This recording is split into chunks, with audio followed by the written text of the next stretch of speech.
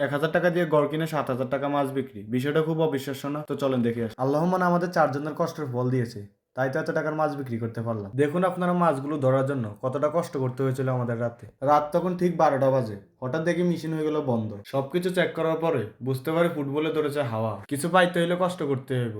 তাই কোনো কিছু চিন্তা না করে নেমে গেলাম পানিতে। ফুটবল ঠিকমতো বান্ধা উপরে উঠে এসে বাতিজারা কইলাম আগে আগুন জ্বলা।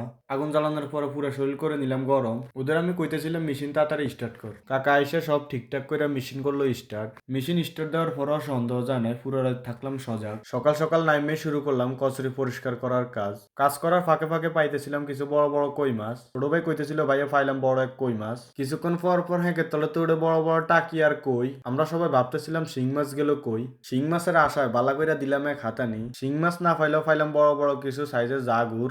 বাতি যাবার কইতেছিল এগুলো কিন্তু জাগুর না, এগুলো হলো মাগুর। কিছুক্ষণ পরে ছোট ভাই চিল্লে কইতেছে ভাইয়া পাইলাম বড় এক শৈল। তারপরে সবাই পাইতেছিলাম একে একে অনেকগুলা শৈল। প্রতিটা শৈল মাছে ছিল কেজির উপরে।